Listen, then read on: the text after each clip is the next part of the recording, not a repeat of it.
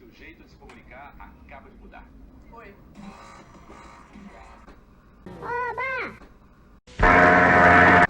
Eu sou favorável à tortura.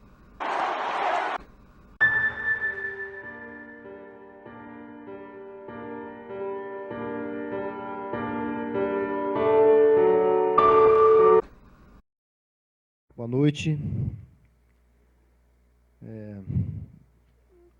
Primeiramente, é um privilégio, uma alegria muito grande estar aqui de novo, né, aqui em Marechal Rondon. Né, é a terceira vez já que eu venho até a cidade, venho até aqui a UniOeste. A primeira vez estive aqui em 2011, né, me inscrevi aqui no evento, né, no próprio evento, para uma comunicação. E eu tenho muito carinho em voltar, né, aqui no Marechal Rondon, justamente porque foi aquele um marco fundamental, né, para o começo das minhas pesquisas, que deu sequência aí até chegar à conclusão do meu doutorado. Então, foi um momento que eu estava me reorganizando, né, organizando meu projeto para poder fazer a minha pesquisa, que culminou, né, inclusive, no livro que eu recentemente publiquei. Então, para mim, é bastante gratificante voltar aqui numa mesa como essa, né, com o Coelho, que é uma figura que, para quem esteve aqui o ano passado, vai se lembrar que eu citei ele pelo menos umas 2 vezes, né, e está ao lado da Sônia, que foi minha professora, inclusive, no programa, né, em disciplina junto com a Virgínia, que foi uma das pessoas que participaram da minha banca. Então, é motivo de muita alegria estar numa mesa como essa, né, uma mesa que representa muito para mim, né. Então, assim, né, falando aí dessa minha primeira vinda aqui em 2011,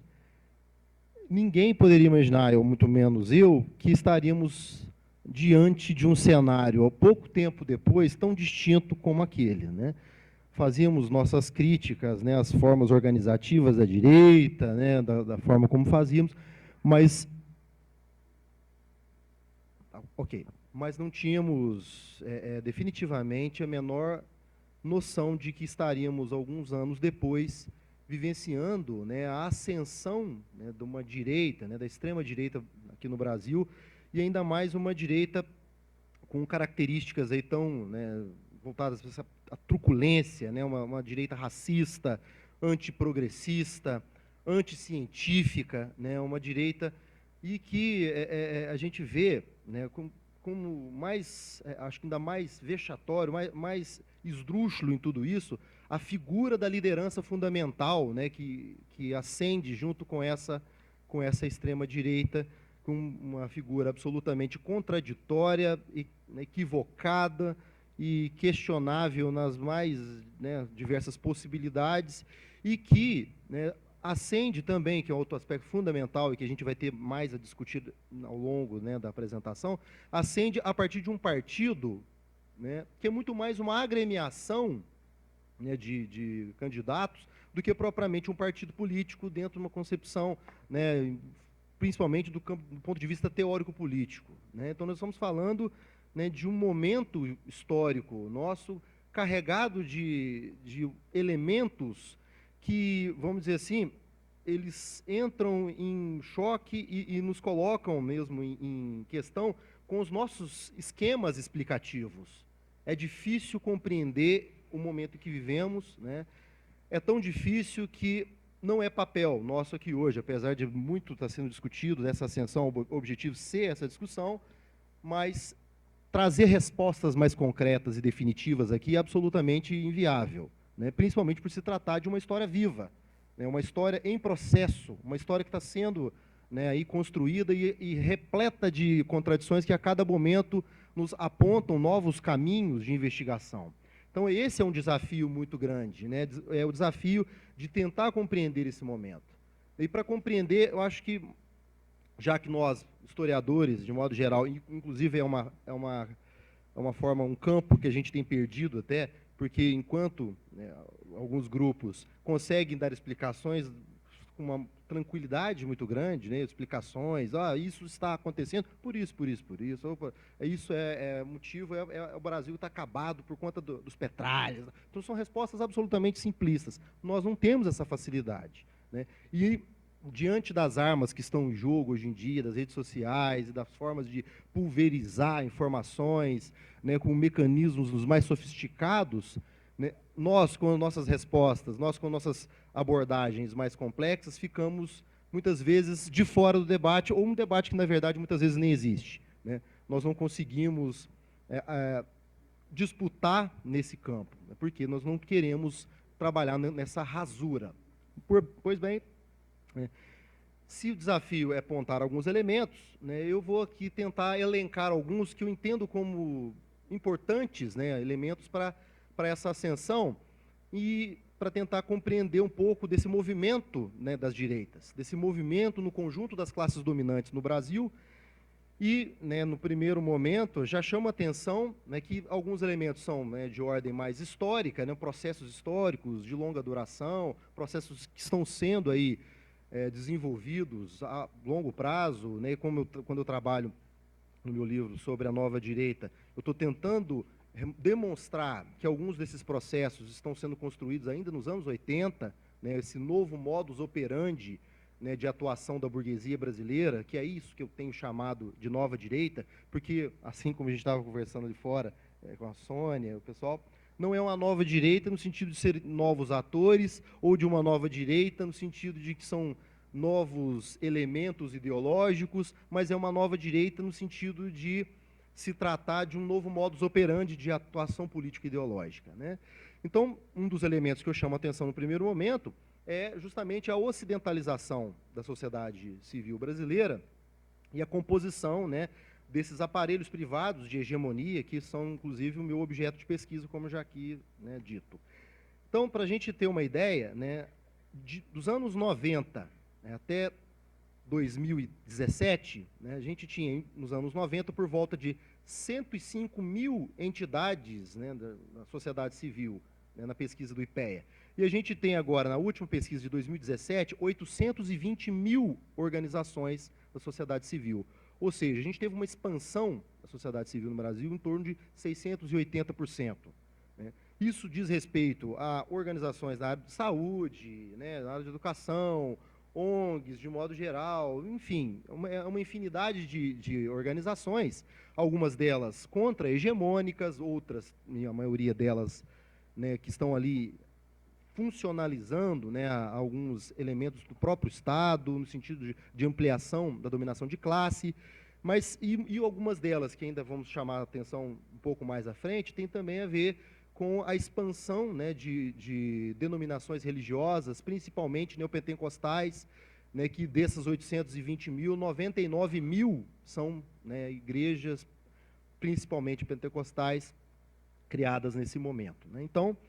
a gente tem uma expansão muito importante da sociedade civil brasileira e eu, né, nas minhas pesquisas, busco, a minha preocupação, no caso, é com as organizações que têm, né, como preocupação essa atuação, essa forma organizativa da burguesia brasileira para a atuação política e ideológica. Então, eu chamo a atenção aqui para esses aparelhos, para essas organizações, né, da sociedade civil, né, do empresariado, que muitas delas têm como característica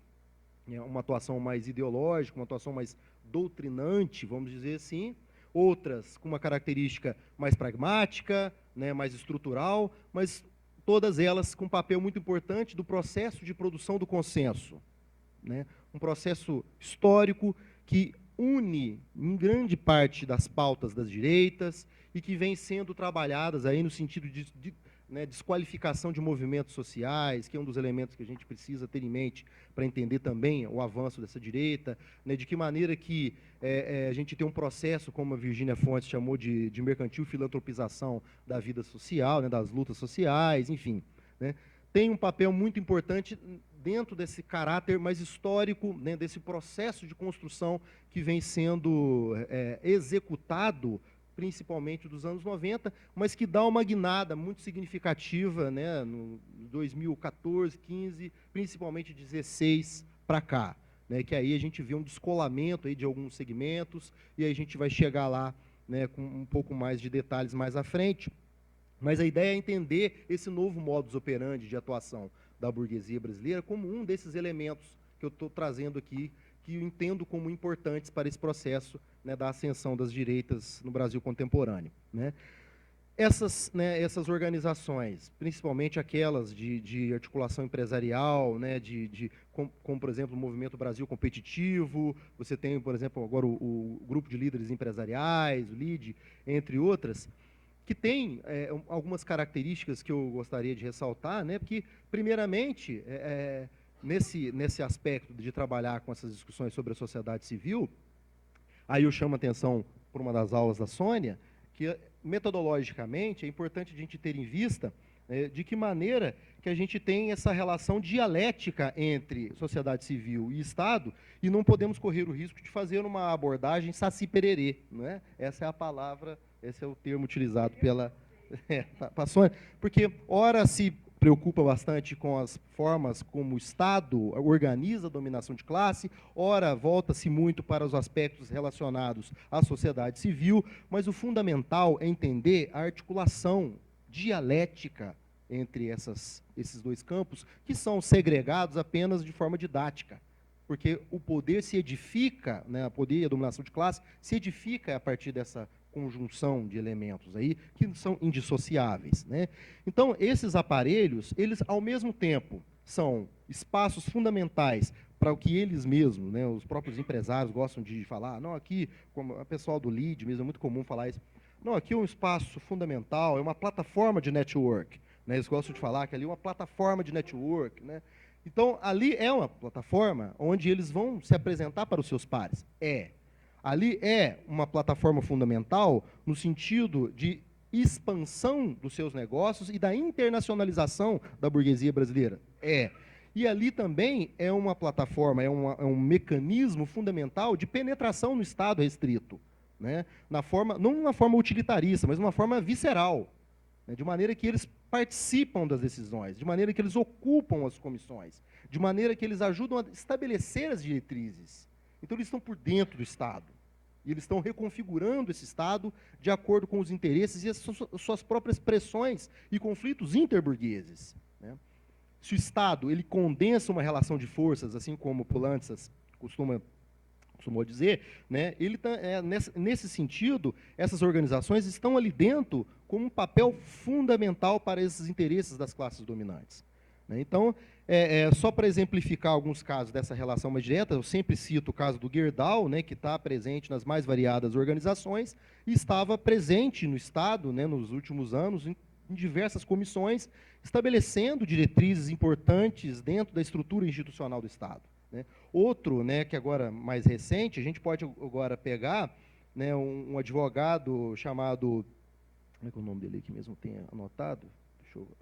O Gianluca Lorenzon, né, que ele é uma figura, né, que faz parte do Instituto Mises Brasil, né, e hoje ele integra o governo Bolsonaro, ele é diretor da pasta de desburocratização do Ministério da Economia, né, assim como o Salim Matar, que é está dentro do núcleo mais privatista dentro, né, do Ministério da Economia. Essas figuras eles são dirigentes importantes dentro de alguns desses aparelhos, né? E aí também podemos citar o próprio LEAD, né, que hoje, né, esse sim, se configurou como uma plataforma de projeção política, além no sentido da representação política que esses organismos, que essas organizações têm para os seus pares, é também um mecanismo para projeção, para viabilizar o acesso à sociedade política, né, desses empresários, no sentido de eles se candidatarem e ali encontrar o apoio, encontrar financiamento, encontrar espaço de reverberação ali das suas campanhas e tudo mais. Então, aqui é um aspecto que eu chamo a atenção, então, que eu acho fundamental para a compreensão da nossa discussão aqui hoje, né, é essa relação sociedade civil-Estado, né, como eu acabei de dizer, a partir desses aparelhos, e, obviamente, o papel, né, o aspecto da internacionalização da burguesia contido no interior dessas relações, né? Porque o que dá a esses aparelhos o papel que eles têm, né, a importância que eles têm no meio empresarial, a difusão que eles têm, né, e serem eleitos os possíveis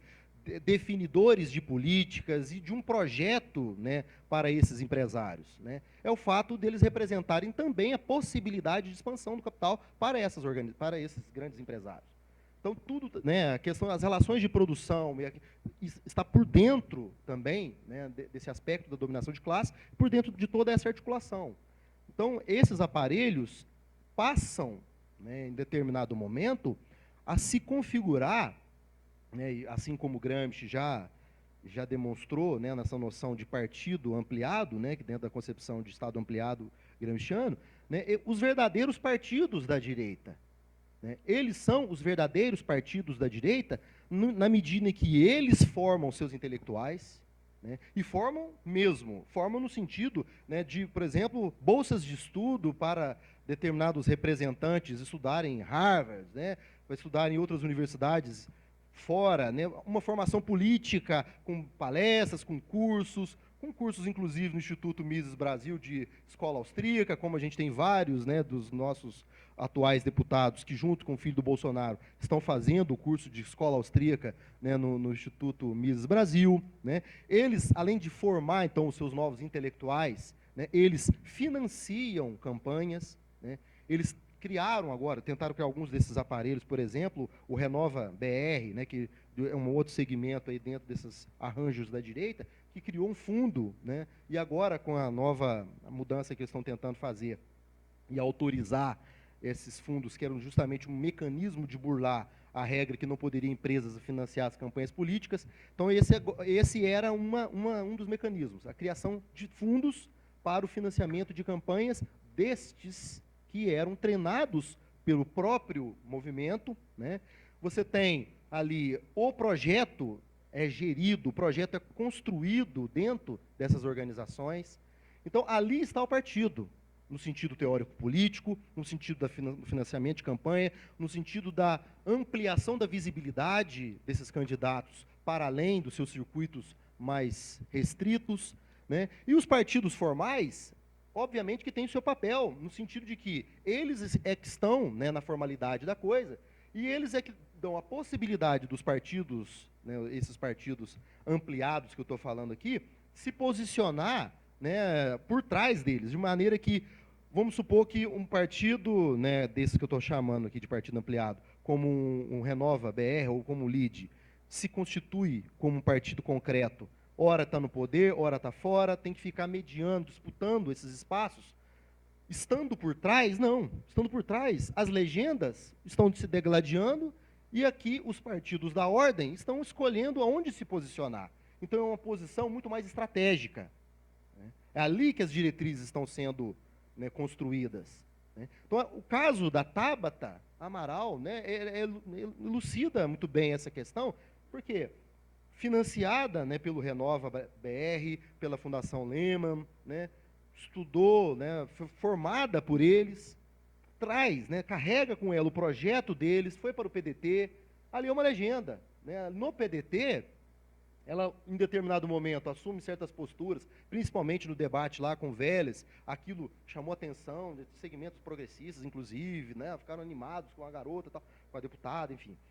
Pouco tempo depois, né, ela já demonstrou lá qual é o projeto. Um projeto, né, que ela deu continuidade. E é ótimo, mas é absolutamente contraditório a posição do PDT. O PDT não é o partido dela. O partido dela é o que está por trás. A legenda do PDT foi necessária para ela. Né? Além disso, né, os partidos formais também têm a questão do fundo partidário, é fundamental para as campanhas eleitorais, no caso, e também o espaço de TV. Mas, tirando isso, o elemento fundamental, né, que a gente precisa chamar atenção é de que maneira que esses aparelhos vão se constituindo, né, como partidos, não só pelo caráter na formação, pelo caráter, né, de ampliação de difusão de valores, né, mas também de uma forma bastante pragmática, com elementos muito próximos até aos partidos formais. Então, esses elementos, acho que, e aí a gente poderia chamar atenção para alguns aqui, por exemplo, o movimento Renova BR, que eu já falei, o movimento Agora, o movimento Acredito, que, né, de renovação política. Você tem um movimento que depois virou um instituto, que é o Instituto Brasil 2000, né, que é um instituto que foi criado, né, entre eles ali está o Flávio Rocha, né, tá o Luciano Hang, da Avan, o Flávio Rocha, que é da Riachuelo, né, o Luciano Hang, que é da Avan, você tem o Apolinário, né, que é da Polishop, você tem vamos dizer assim, esse grupo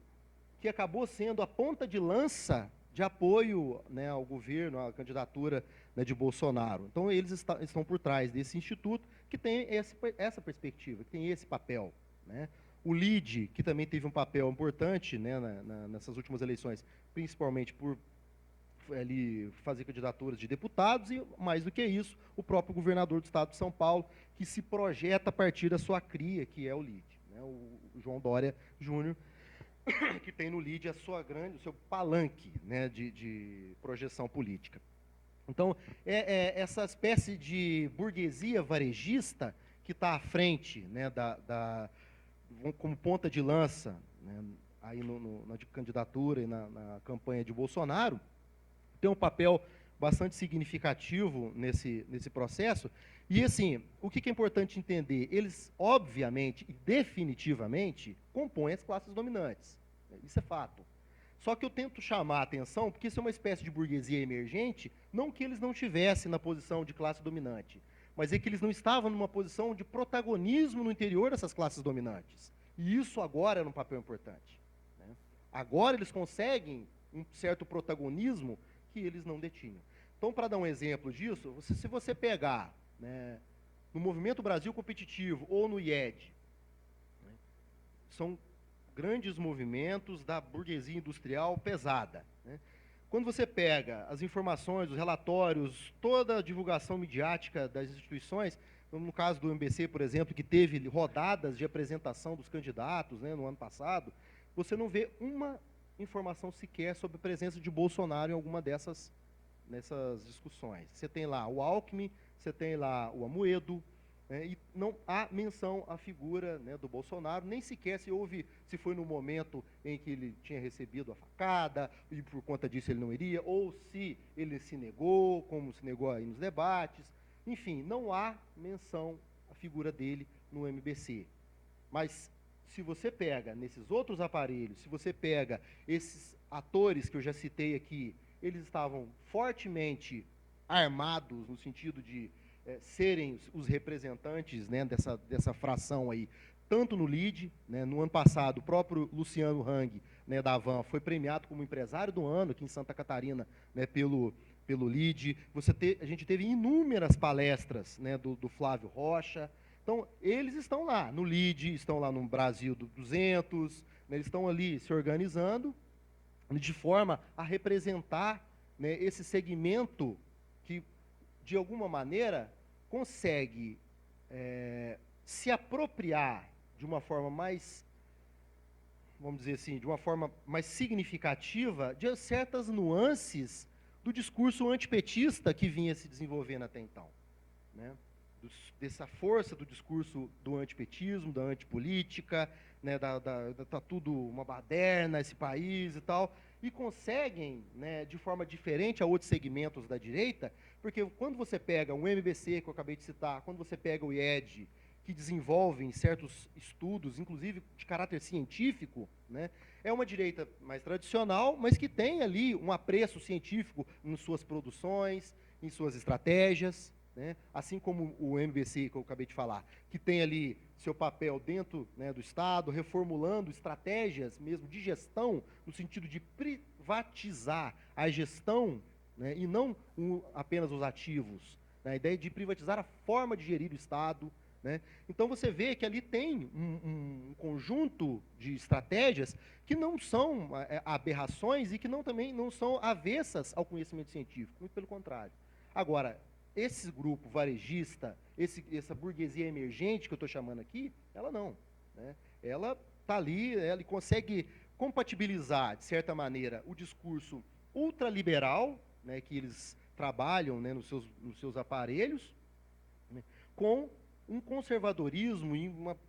discursos absolutamente reacionários que conseguem uma reverberação, inclusive, para outros estratos de classe, para outras classes sociais. Isso amplia de maneira muito significativa, né, a projeção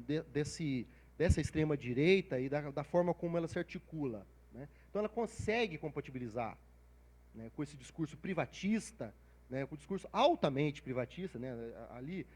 o neoliberalismo está por trás, né, de todo esse conjunto das discussões das direitas, mas aqui nós estamos falando do libertarianismo, do anarcocapitalismo, de alguns segmentos ultraliberais que, né, se articulam, como eu acabei de dizer, com essas perspectivas mais conservadoras, né? Por exemplo, aí a gente tem ataque a tudo que era público, como sinônimo de corrupção, né? A liberação, né, de armas para dar conta da insegurança, da violência, né? Discursos de defesa da família tradicional, né? Essa questão dessa baboseira de guerra, né, ao marxismo cultural. Então eles conseguem, eles têm uma certa liberdade de se colocar nesse campo, coisa que a direita mais tradicional tinha um certo cuidado, né? Aqui não, entra num campo bem mais esdrúxulo da coisa, né? Então a gente tem articulados a isso, né, vamos dizer assim, né, a crise econômica, que ajuda a funcionalizar esses discursos, né, ajuda a dar potencialidade a essas discussões, né, como eu acabei de dizer, né, no sentido de tudo que é público é tido como, né, nefasto, é tido como atrasado e tudo mais. Esses discursos de que o Bolsa Família que estava criando uma condição de preguiça, os trabalhadores são agora vagabundos e tudo mais. Então, o discurso da crise, né, a ideia da crise funcionaliza certos discursos altamente conservadores e, por outro lado, os discursos altamente privatistas, ultraliberais. Então, nesse campo é que esse segmento dentro das forças dominantes conseguiu ganhar uma expressão e conseguiu, né, atingir uma projeção e, ao mesmo tempo, né, conseguiu colar com muito mais facilidade a expansão do conservadorismo que estava vindo com, né, aquela expansão que eu falei no início da apresentação, com